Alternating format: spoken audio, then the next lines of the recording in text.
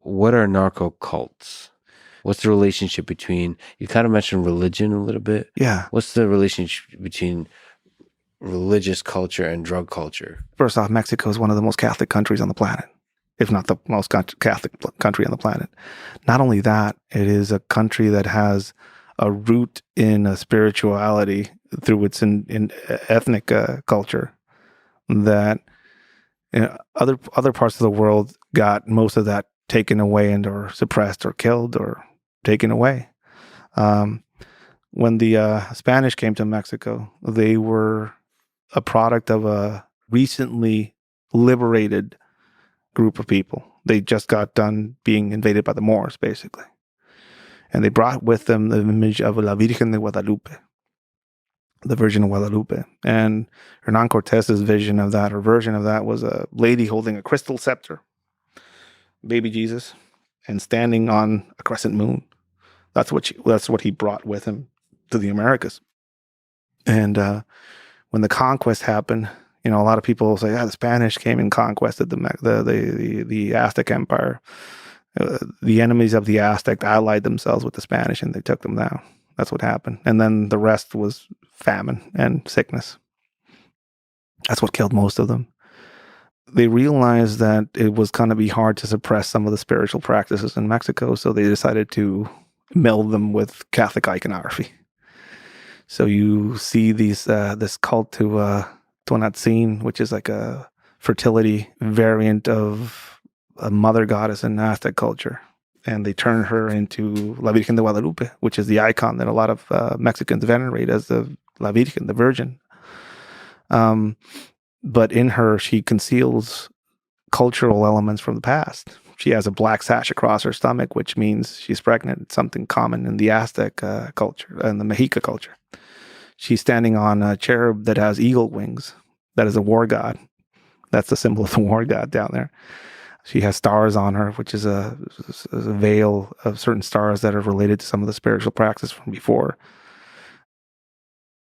Basically, they hid these things in that setting. Now you skip forward, hundreds of years, and you start seeing things like Malverde, who was a bandit that lived in Sinaloa way back in the day.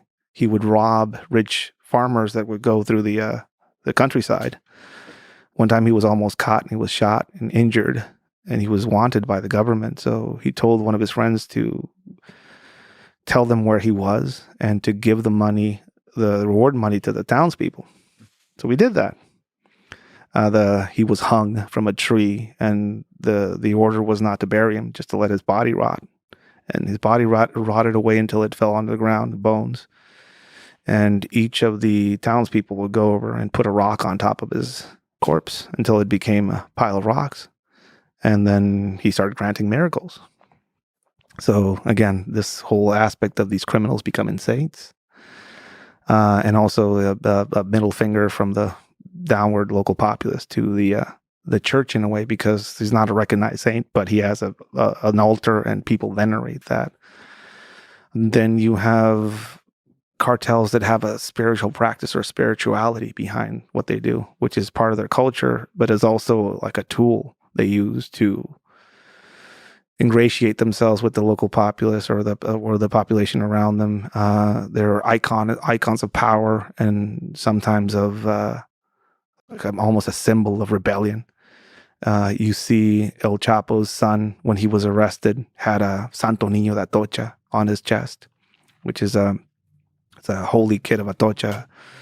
The Spanish legend during the Moorish conquest, they said that a statue of that saint would go around and feed some of the hungry.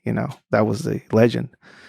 And he's a saint of the persecuted. So the fact that when he was arrested, you see him with that wearing that, and then he was liberated, is a miracle in and of itself. So it's proof that works. You see you can find one of those scapularios anywhere in Mexico. It was the most highly sold one. So you see them utilizing some of these aspects in their own belief system as a symbol or as iconography, basically, for some of the things they do. Then you go into some of the other aspects of it that are out there, like Santa Muerte, which is actually a faith that I grew up in. Mexico has a weird relationship to death. We have parties at the cemetery on Day of the Dead, and I just went through one, recently. This is November the 2nd. So we celebrate our dead, and we celebrate death in a way that I don't think a lot of cultures out there do. So it's a joyful occasion. It is a celebration, yeah. My 8-year-old put 2 beers on an altar, one for my mom, one for my brother. She bought a Snickers bar for my mom and a bag of Pops for my brother. Flower petals and marigolds and pictures of them on an altar. That's amazing. What kind of beer? Tecate Roja for my mother, because she was hardcore, and Tecate Light for my brother. He was more of a endurance drinker. And it's also for me. Yeah. The relationship to death down there is different. So there's an icon in Mexico. It's actually one of the fastest growing alternative spiritual practices in Mexico. And not only in Mexico, but here in the U.S. I've been to Santa Muerte temples across the country. I found one in Connecticut, out of all places. How I grew up with it, or I saw it, is my family was all Guadalupanos. We were Catholic, and we venerated the Virgin of Guadalupe, specifically, the icon of the Virgin of Guadalupe. But every now and then there were winks and nods to a skeletal saint in family practices. And even when I went to work, the older guys that I was working with would tell me, like, "Hey, we gotta go ask for protection." So they would drive me over to the church, and I thought I was going to the cathedral. And then we made a left turn, and it wasn't the cathedral. It was the market next to the cathedral in Tijuana. And in the little corner, there was a big Santa Muerte Reaper effigy. And then I knew why I had to bring a bottle of tequila. I was like, why am I bringing a bottle of tequila to the church? It was for her, for death, la muerte. It was partly hazing.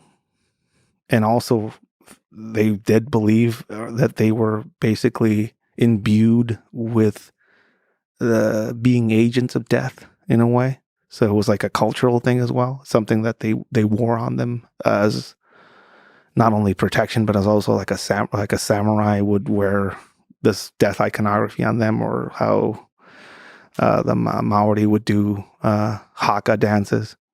To some of these guys and their kind of warrior culture that they were growing up with or trying to imbue on us, the young guys. They would take us there, and they would imbue us with iconography of Santa Muerte to be like a psychological thing. So that gives you strength and meaning in the face of struggle, like in the face of difficulties in life? I think, your closeness to death and having a relationship to death in the form of a symbolic representation of it, like Santa Muerte or an icon like that, makes it not as scary, I guess.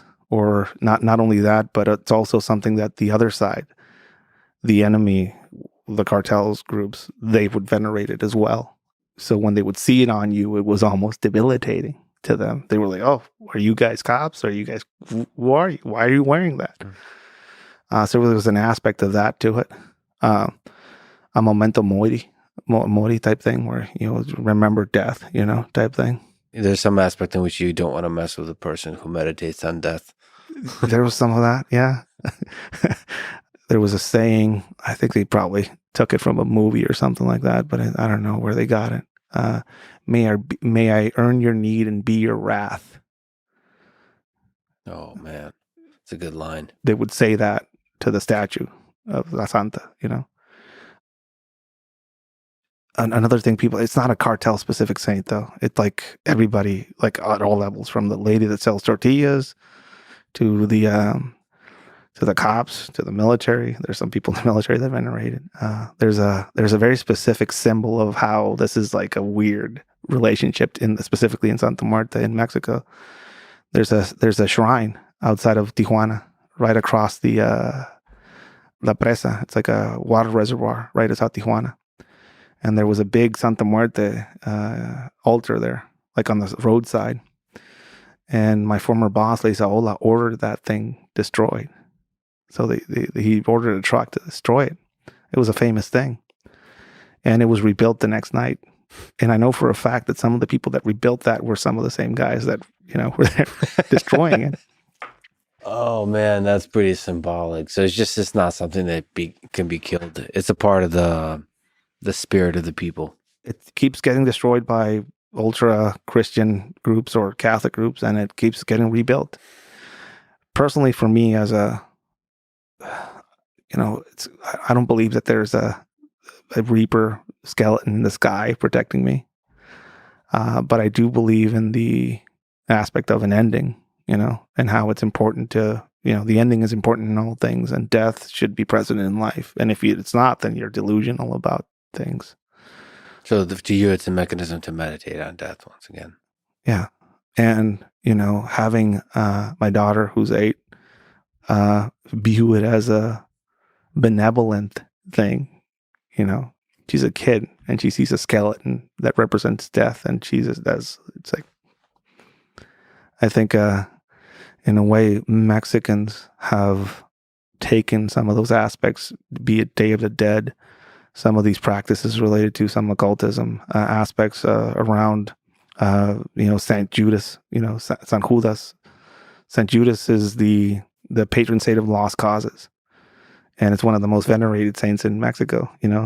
Jesus is probably, I don't know, the 4th or 5th you pray to, which is pretty funny and ridiculous. But the reason why, and this is something I heard from somebody that was actually, we found him with a gun, and on his gun he had a Saint Judas effigy. And he said, well, like, why Saint Judas? ¿Por qué San Judas? And he's like, well, he's the last saint you pray to. What do you mean? Well, on the list of saints you pray to, he's the last one, because when you pray to Judas, you might get the other Judas on the line. Yeah. That's the last one you pray to. That's why he's like the lost causes saint. How I remember, like, even how we try and bribe or like maneuver our way even in spirituality, it's spiritual practices. Yeah. Such a fascinating culture that's unlike anything else. And it's right next door. And it's here too. Again, I found an altar in Connecticut, which was pretty fascinating. There's one in Arizona. Again, it's one of the fastest growing spiritual practices in not only in the U.S. but like across. There's somebody from Russia reached out. There's an altar out there, and there's a group of people praying to Santa Muerte. And I've been posting and writing a lot about it recently, just from my own experience and some of the stuff that I gathered for myself, and all the way out there. People are fascinated by some of those aspects.